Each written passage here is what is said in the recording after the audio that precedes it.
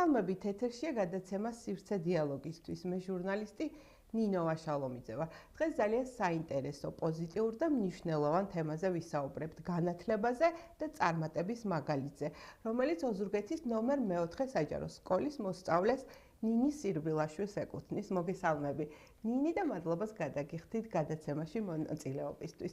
ნინი არის გამარჯვებული ერთ-ერთ პროგრამაში და დაფინანსდა სრულად და მიდის შვეიცარიაში სასწავლებლად და ჩავთვალეთ საჭიროდ, რომ დღეს ახალგაზრდებისთვის мотивация მიგვეცა, მოგვეწვია ის და გვესაუბრა სტუდიაში. მოგესალმები ნინი და მადლობას გადაგიხდი გადაცემაში მონაწილეობისთვის. მადლობა თქვენ მოწვევით. რატომ იფიქრე პირველ რიგში, რომ გესწავლა ევროპაში, გესწავლა თუნდაც შვეიცარიაში? რა იყო ამის мотивация შენთვის? პირველ რიგში ვაფასებ ევროპულ განათლებას. დიახ, ძალიან ბევრი შესაძლებლობები არის. შეგიძლია ისწავლო სხვა კულტურის ხალხთან, განიზარდო მათთან ერთად და მინდა რომ ჩემი მიღებული ცოდნა და გამოცდილება შემდეგ მოახმარო საქართველოს. და როდის გაჩნდა ეს იდეა, რომ ჩაგებარებია და გესწავლა თქვათ ევროპაში? რამდენი ხანია ფიქრობ ამაზე? ზოგადად პატარაობიდან ყოველთვის მინდოდა რომ საზღვარგარეთიდან მიმეღო განათლება. და ეს იყო ჩემი მიზანი. დიახ. და მოგეცა ამის საშუალება. დიახ, ამის საშუალებაც მომეცა. რატომ აირჩიე თქვა ტექნიკური მიმართულება? ვიცი რომ ტექნიკურ მიმართულებას და ზეაპირებს სწავლას და რა იყო ამის მიზეზი? ეს ტექნიკური მიმართულება, ტექნოლოგიები და STEM-ი ყოველთვის არა, უფრო ამბოლოს მიმიზიდავდა და გადავწყვიტე რომ შემესწავლა თავიდან 8 თვიანი კურსი ავიღე. დიახ. რომელსაც აქ საქართველოში გავდიოდი. დიახ. და ეხა ამ ბოლო დროს გადავწყვიტე ჰარვარდის კურსის აღება, რომელსაც დღემდე წარმატებით გავდივარ. ძალიან სასიამოვნოა.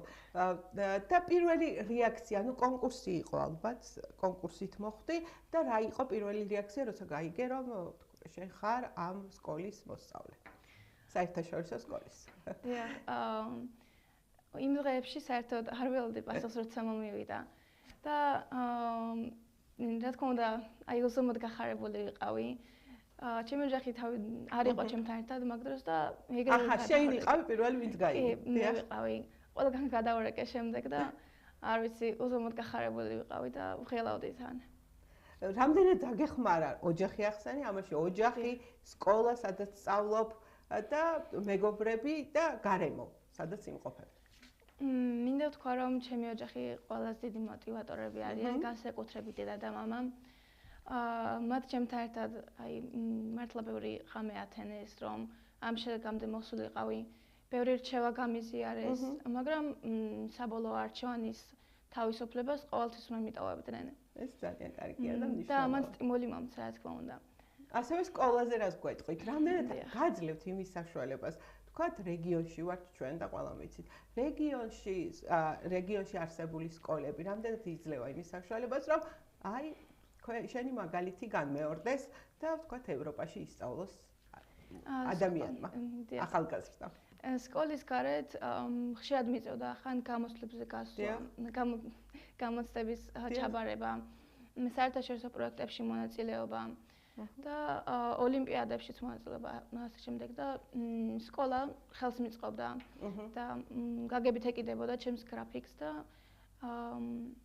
აკადემიური თვალსაზრისით რამდენად კმაყოფილი ხარ შენი სკოლის, რამდენად გამზადებს იმისთვის, რომ თქვათ, ევროპაში ისწავლო.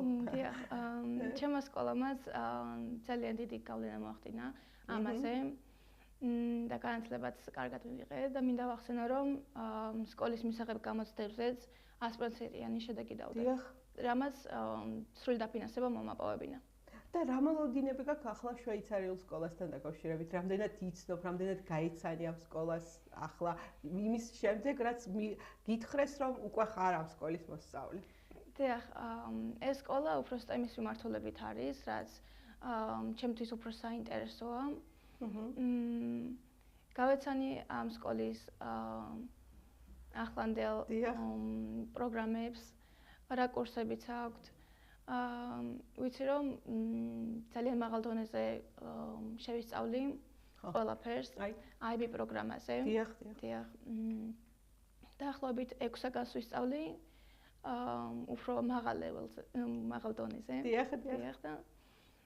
და 2 წელი იქნები ამ სკოლაში. 2 წელი მე-11 და მე-12 კლასი ვასრულე. 12 კლასი. და რა პასუხისმგებლობა მოგცა ამ შედეგმა? ანუ შენ როგორ რა თქმა უნდა, ძალიან დიდი პასუხისმგებლობა. უნდა შევინარჩუნო ჩემი დაფინანსება. რომ მაღალი შედეგები უნდა დავუდო, რა თქმა უნდა, ყველა გამოცდაზე. ძალიან ბევრი ვიმუშაოთ ჩემ თავზეც. აი, ვინ აფინანსებს ამას სრულად შენს სწავლას? თვითონ სკოლა, სახელმწიფო თუ როგორ დეტალები თუ შეიძლება? დიახ, თვითონ სკოლა მიფინანსებს სრულად. და ანუ ცხოვრებასაც, იქ ცხოვრებასაც? კი, სკოლა მიფინანსებს ცხოვრებას და სწავლას. სკოლასთან ახლავს კამპუსი, სადაც იქ ბავშვები ცხოვრობს. ახლა საინტერესო რას ეტყვი თქვენ შენს თანატოლებს, იმ ადამიანებს, რომლებსაც აკლიათ мотиваცია, სურვილი აქვთ, მაგრამ мотиваცია აკლიათ და რაღაცა გამხნევება სჭირდებათ. ჩემს თანატოლებს ვეტყოდი, რომ დიდი მიზნების დასახვა არასდროს არ უნდა შეეშინდეთ. რა თქმა უნდა, ამ ყველაფერს მხოლოდ ნიჭი არ ეყოფა. ძალიან დიდი შრომაა საჭირო და მონდომება, რა თქმა უნდა.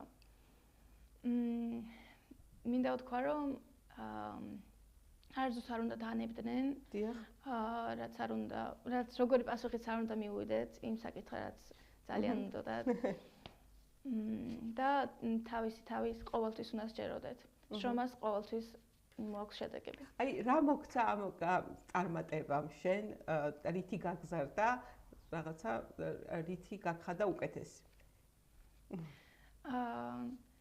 ამ წარმატებამ, რა თქმა უნდა, დიდი პასუხისმგებლობა დამაკისრა.